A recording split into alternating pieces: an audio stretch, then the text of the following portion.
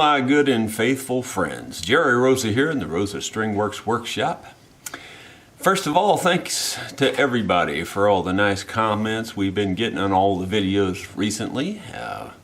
We're doing real well in that regard, at least according to you all. So I'm very happy with that. And if it's making you happy, well, then we're both happy. I got a number of requests over the years about sharpening videos, and I have embedded sharpening in a number of videos over the years, but I don't think I have a video that says this is about sharpening. So here we go. I thought,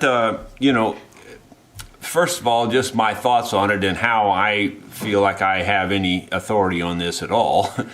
And that is, my father had a landscaping business, and from the time I was, a really small child, I was always in the shop working and stuff, and he taught me how to sharpen lawnmower blades with a hollow grind, all by hand. No attachments to the grinder at all, and it's a perfect hollow grind, one grind, and I mean, like, it looks like it's machine done. That's the truth of it. I started doing that when I was 12 years old, and I actually sharpened the lawnmower blades often before I would go to school. I'd go out and sharpen the lawnmower blades for all the guys coming in. He had quite a few tractors and push mowers. Back then they didn't use string trimmers. They really hadn't come into vogue yet. But so they used push mowers to do the trimming, and they had, I think there were 7 blades on their lawn tractors. Their lawn tractors cut 7 feet wide. And there were 7 blades on there, and he had 2 of those tractors, so I would sharpen 14 blades like that, and I would sharpen at least 2 push mower blades every morning. So when you do that every single day for years and years and years, you get pretty good at it, And so I do think if there's one thing that I could say I'm an authority on, that would be sharpening on a grinder. Now, having said that, then there's a whole bunch of you out there who are, and I'm not being negative here. I'm just trying to state this like a fact. There's a whole bunch of you out there that are purists and are going to say, touch a expensive chisel to a grinder? Are you nuts? And yeah, sort of, I kind of understand your point. But the technique I use, I think, is easier on your chisel than probably anything else you're doing anyway. So, I mean, or not easier, but just as easy on your chisel. Let's say it that way. And I can do it honestly, and get it razor sharp in probably 1/4 the time or less. In fact, I think I can take this chisel here, which is dull that I don't think it would even cut me. It's a nice chisel that someone sent to Caleb, actually, and it has his name on it. So thank you to that wonderful viewer. But it's not that sharp. Don't get me wrong; it would cut me. It's I don't know. It's kind of like amateur sharp, if you will. You could use it the way it is, and it would work. And you could even mortise out a hole or something with it, and it would work. I mean, it's that kind of sharp. But it's not razor sharp where it would shave hair. So we'll use this one as an example. Then another common thing that people need to sharpen are planer blades. And this old plane thing's older than Hector right there. I don't know how old this thing is. It's pretty old. Let me see if I can see a model or anything on it. I don't see any writing on it anywhere right at the moment. Some of you that are plane experts will know right away what it is, but I honestly don't know. My guess is it's a stand. Oh, I think I see it back here in the dust. Let me clean it up and I'll tell you what that is. But the other one that we're going to sharpen is this little tiny plane. So we're going to sharpen those 3 things, and I'll show you how I do that. Let me clean this up real quick off camera and I'll tell you what this is. Okay, well, I cleaned it up. Here's how much more I can tell you. It's made in the USA. That's the writing I could see there that was all under dust. up on the front end here, it's got a G and a U in a circle, and then it's got a 4. So like GU4. That's all I know about it. I don't see any other writing on it anywhere. Ah, here we go. I do see something. Very fine etching down low here. Got it in the right light. Maybe I can read it. Okay, it says Miller's Falls number 16. I probably have a very rare collectible plane here, and it's probably worth at least $100,000. I'm going to go sharpen the blade on a grinder. If you know anything about that plane or this brand of planes, put it in the comments. Okay, my friends, we're over here on the dark side, the metal shop, and I have my grinder here. Now, most grinders have most of them have a fine side and a coarse side. Well, the coarse is over here, the fine is over here. You can just tell that by looking at the wheel. This one just has much finer grit, this is much rougher grit. The very first step on doing precision grinding would be to make sure your wheel is precise. Now, most of you probably aren't going to have too much trouble with that. Most of you probably will have a wheel that turns true. This jet grinder is a great grinder. I like it a lot, but these wheels that came with it are exceptionally soft. I don't know. I've never run into wheels as soft as these. You can just knock them out around very easily, and we grind all kinds of miscellaneous stuff here. So these wheels used to be 10 inches. I would say this one's down to 8 inches just by a guess. And anyway, the very first step, if you really want to do precise grinding, is to make sure your wheel is precise. This tool here is a cutter for grinding stones, and it will make sure this wheel is turning perfect. So watch how you use this.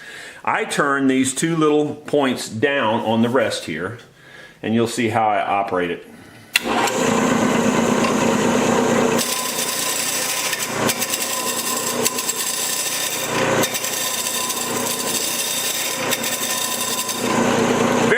Pressure is all it takes, and you just go across the face, keeping it nice and even. I'm also going to do this side, even though I'm not going to use this side because I feel like it's out of balance. The thing is vibrating.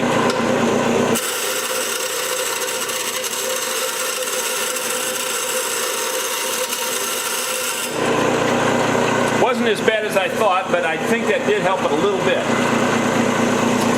Okay, now that we've got that, the trick of doing this is to get this full face, the whole face that you can see there, that angle, to get that whole angle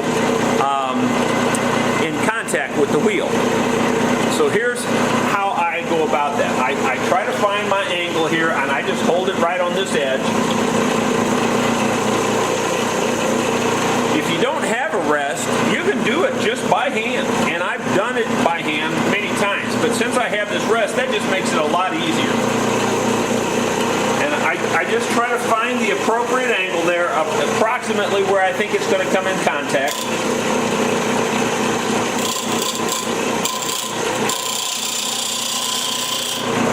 I do a very light test, and I'm hitting on the heel, so that's a little bit too much. I'll come down just a little bit.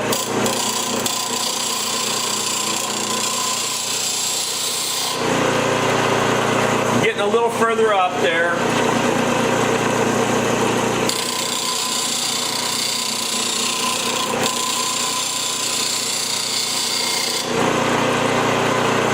You can probably see I'm moving. I'm actually doing it on purpose. I want it to be back a little bit. I don't want to have a blunt end. I like a longer slope that gives you a sharper point.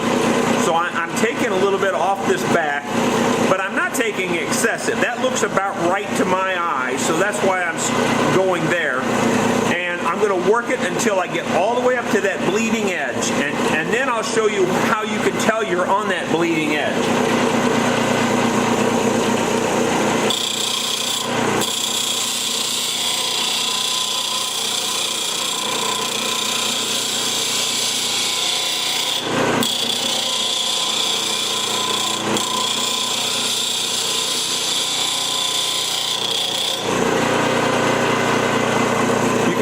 is one perfect hollow ground face there. There's not a bunch of different facets. If you look at it, it's one perfect face. The front very edge is still shiny, so I haven't got right up to that edge yet. But the grind itself is one perfect grind. That's what you want.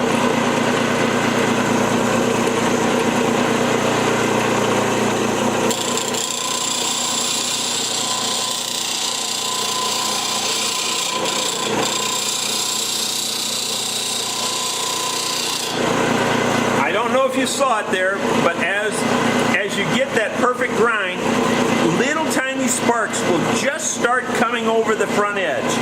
That's when you know you're right on the edge, when you just see a very few sparks. Now, by the way, I'm not pushing this in there. I'm very lightly going across there.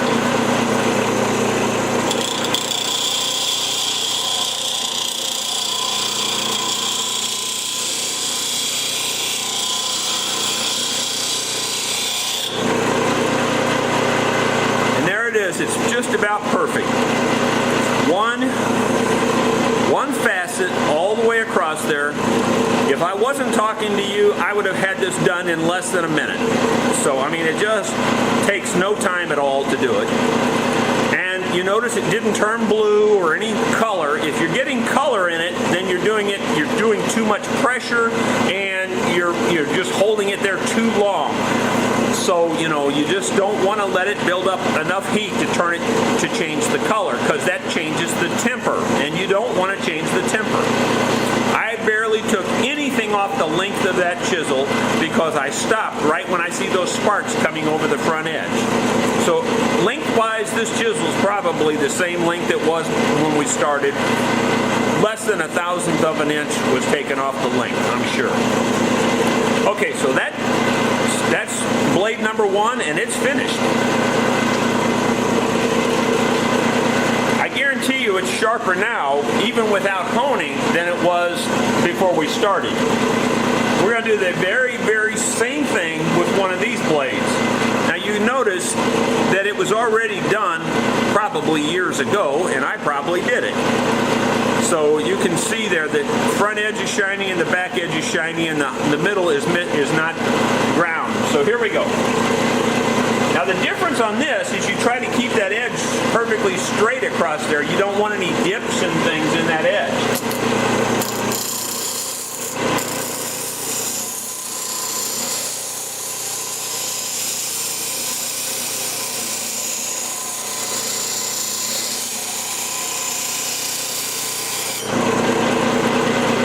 Starting to come over the top there.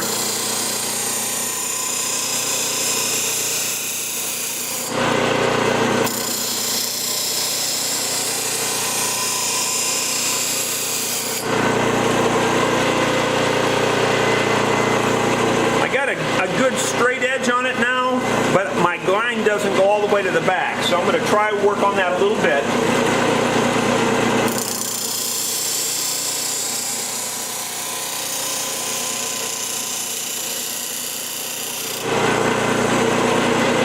Much better. One more time, I think.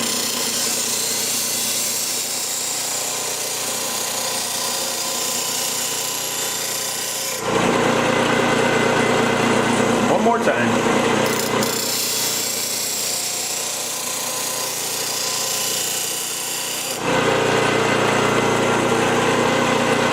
Well, the truth is, you know, it don't always work perfect. There's a little bit of a separate facet there, and if I wanted to be really particular, I could probably do it again and get it perfect. But it's still hollow in the middle, and the front edge is straight and the back edge is fairly straight. So this will work as it is, and it will sharpen up perfectly. So, you know, you can worry about the details if you want, but it's not enough to care about. It's really pretty darn good. So I'm going to call that one good, and you'll see how quick it sharpens up too. And now the last blade, of course, is this little tiny blade. Much more difficult, really, to sharpen than the other two. And this has a curved arch to it. So you can see a slight different technique on this, but not much. It's almost the same.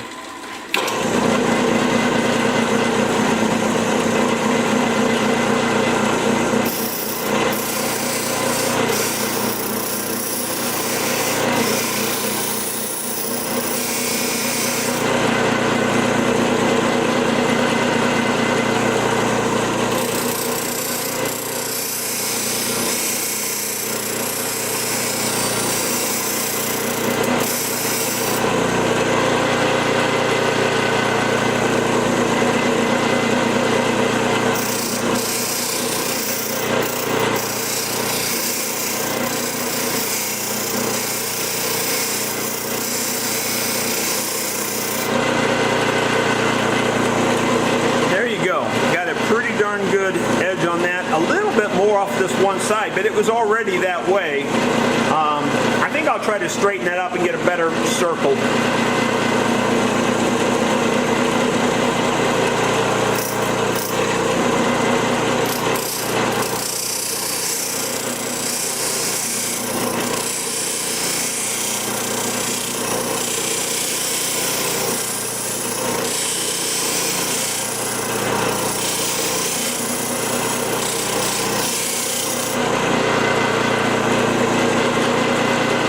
Call that good enough. It's got a little bit more off this one edge, but that was already that way, probably from some other time I sharpened it.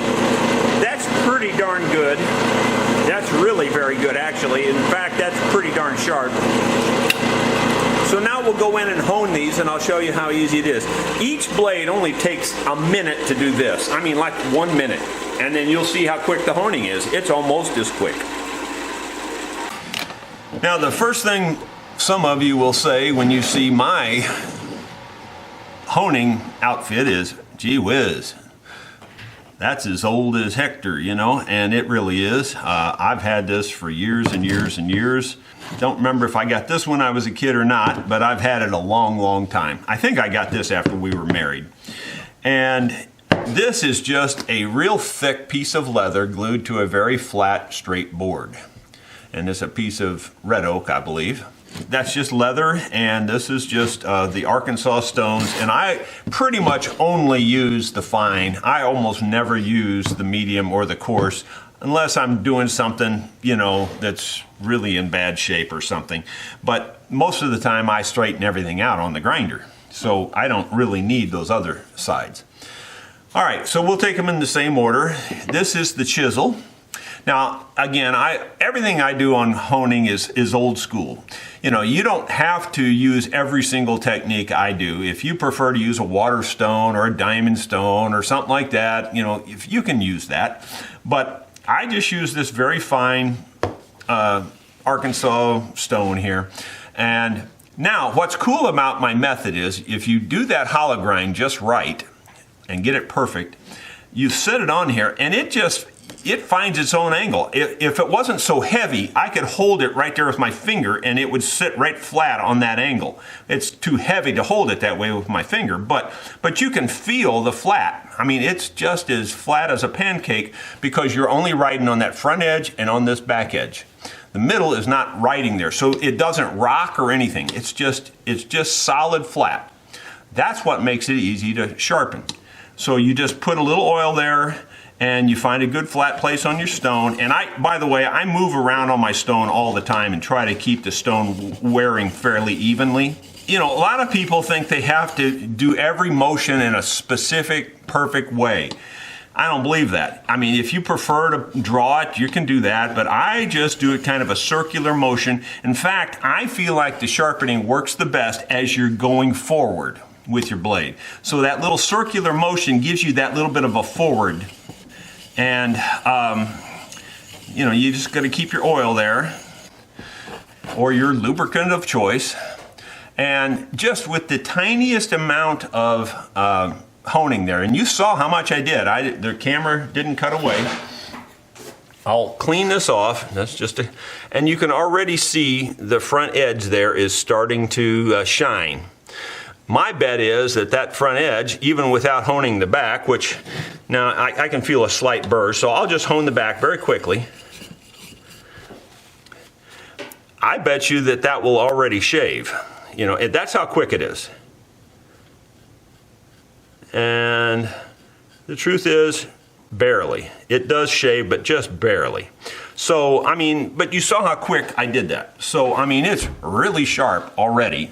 It's just that it can be sharper. And so this is where you get, you know, down to the detail, and you try to make sure you're making good contact with your stone on that flat spot, and you just rub it like this a couple times.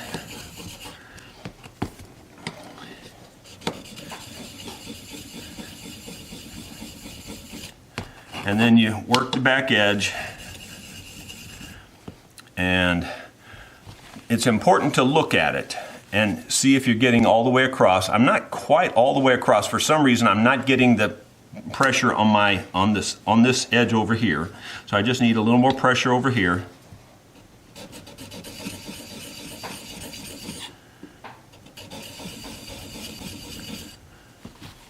And I believe that's probably going to do it, but I'm going to go a little bit more.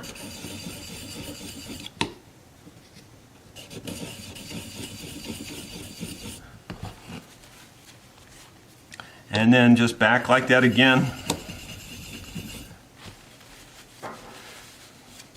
And I'm pretty darn sure that's razor sharp. Now I will just stroke it here on the leather, and on this you have to pretty much pull because you'll cut the leather all to pieces otherwise. And you just try to again to get that flat down there where it's really on there, and then do the back.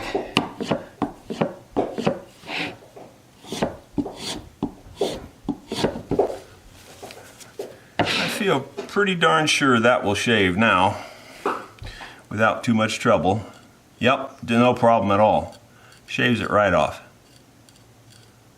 So that's how quick it is. I mean, you saw how quick it is. It's just, and you could probably hone it a little bit more, or you could probably draw it on here a little bit more, and it will really shave here in a second. I mean, it shaves really good now.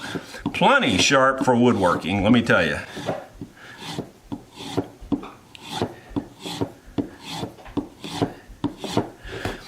People have asked me, why do they always, shave something? Why is that the standard? Well, it's just a good way to know that your edge is about as sharp as you can get it. If it'll shave hair without any trouble, then it's about as sharp as you can get it. That is really a fine, sharp chisel now. So, I mean, honestly, that's as good as anybody needs right there. So I will turn that back over to Caleb, and I'm sure he can use it now. And we'll show you the next blade. Okay, the next blade we worked on was this. Now this, admittedly, doesn't have as perfect a hollow grind, but it's pretty darn good. And it's good enough for our purposes here, I believe, and I believe it'll work really well. So, again, you want to make sure your stone's pretty flat. This stone has been used forever, so I'm sure it's not as flat as it could be. And I think you can buy hones for your stone as well and flatten your stone, but I don't have one of those, so I'm not too worried about it. This is going to be just fine. Again, you can feel the flat. It just hits right on that edge, and you just keep that flat perfectly down. And again, I do the circular motion. By doing the circular motion also, then if there are any high spots or low spots, you kind of move around over them, and it kind of evens it out.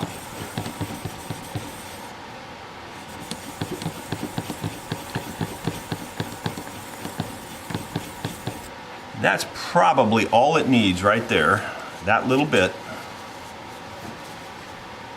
Looks real good to me all the way across. And then I'll just touch the back, and the back you just lay flat and do the same thing. And then it's probably good to go back to the front one more time, just very lightly this time. And that way you're trying to get rid of any wire edge that might be there. And, oh yeah, that's really sharp. And we'll drag it on the leather strap here.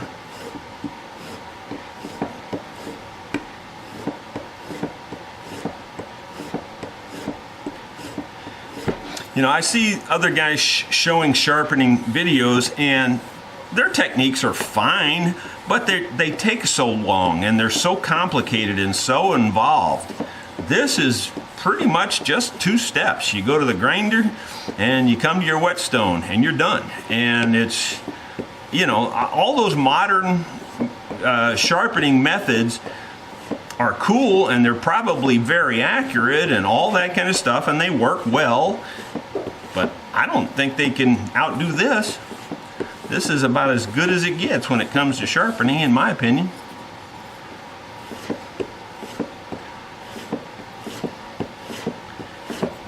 I am 99% sure that will shave. So let's see. Oh yeah, no problem at all. Yeah, it just shaves it right off. You can see it. I don't know if you can see it close up there, but if I put my finger there, maybe it will. So anyway, I mean, it just shaves really quick. But I didn't want anybody to think I'm faking it, you know. Okay, so we've sharpened those two blades in literally 2 minutes each blade. I mean, over there a minute and over here a minute. And if I wasn't talking, maybe faster than that. Okay, this one's a little more complicated because it's round. And, you know, I sharpened it on the thing, and I basically what you do is you just kind of rotate it, like you kind of you go around. It's kind of a two-thing motion. You go this way, but you also twist it a little bit as you do that. So it's kind of a funny little motion to get that round end on there. And once you get that though, then you're in pretty good shape. So obviously you got to do that same motion here on the stone, which is a little more complex. So let's see if I can show you that little motion there. This is a little bit more difficult. First of all, I can see there's a fairly good wire edge on the back, so I'm just going to knock that off. I'm just going to go to the flat side first and just get rid of that little extra wire if I can get rid of it. And then here I'm still doing the rotation, the little semicircles. And you can still feel that flat edge. I mean, see how it sits there, right there on that flat edge. It's easy to get that edge. So you can feel that, but the thing is you got to rock along that little edge. Try to keep it on that flat, but rock it around like I'm doing here. You can see my hand kind of twisting back and forth as I do this. And then I'm going to turn it over flat on the back, trying to get rid of the little wire edge. There's a pretty good wire edge on this.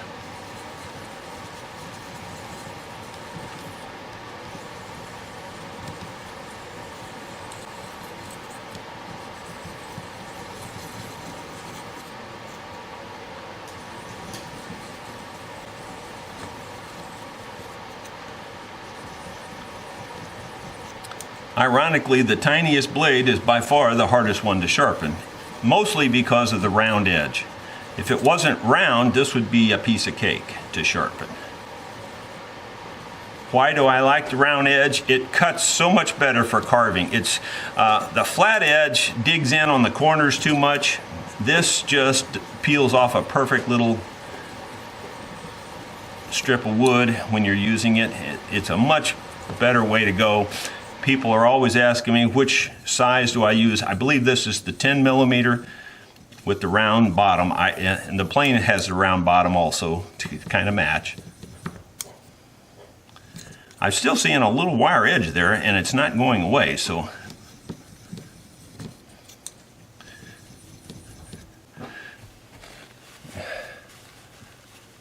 Yeah. Believe it or not, the tissue knocked the wire edge right off. That's pretty darn sharp. I'm going to go around it one more time now that that little edge is missing. You can also tell when you're on your edge if you see the oil stick, just coming up in front of your blade like that. So that means you've got your point right down on the stone, and that's what you want. And again, I'm only using the fine stone.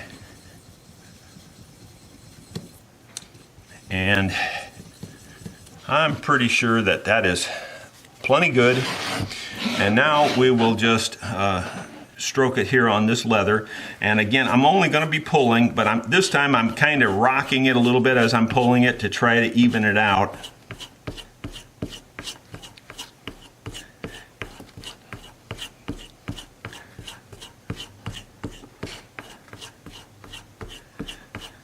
The leather really does add that last little tiny bit of sharpness.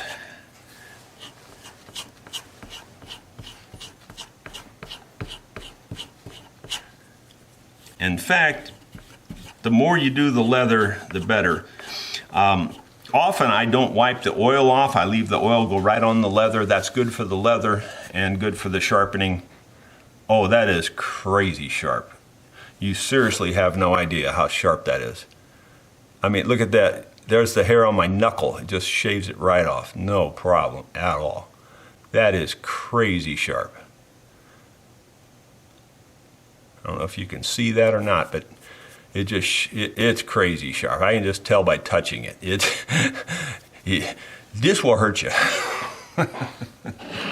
Well, my friends, I hope you enjoyed that look at my sharpening technique. It's really as simple as it can get. I don't think you could do it much easier than the way I do it. Now, if you don't have a grinder, obviously you can't use this whole technique. But, you know, grinders are cheap these days. You can get it doesn't have to be an expensive grinder. A $30 grinder will do the job. A little bigger wheel is preferred, at least a 6-inch wheel. I don't think I would do this technique with a 4-inch wheel. 6 inches you'll get by okay. 8 inches is probably the perfect size. 10 inches leaves a longer curl. And if you're really good at it, well, that 10 inches will work just fine. 10 inches is probably the hardest one to do it on. Even the 4-inch will work, but you'll just have a really small curl there in that hollow grind. Any one of those sizes will work. 6 inches is the most common, so you should be able to do this technique with the most common grinders that are available out there. Like I said, it doesn't have to be an expensive grinder. Just make sure that you're not getting a lot of vibration in that stone. If you're putting your edge on there and you're feeling it bouncing like this, well, that's not going to work. It needs to just be smooth. And you can buy that little cutting wheel that I showed you there to begin with off of eBay or someplace like that. They're not real expensive, and it will true up your wheel and make your wheel perfect. I imagine there's a whole lot of you didn't know you could true up your wheel, but yes, you can. And that little grinder tool, I don't even know what it's called, to be honest with you. I've just used them for years. I have no idea what it's called.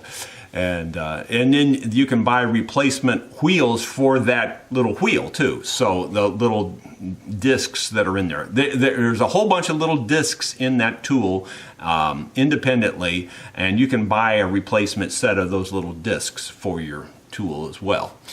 So for me, that just means I'd have to search like 15 different ways on eBay to find it, because I don't know what it's called. Anyway, I hope you enjoyed that. Thank you so much for watching. If you have any further questions or comments on that, put that in the comments section, and we'll see what we can do about addressing it maybe in a future shop talk or something. Thanks for watching.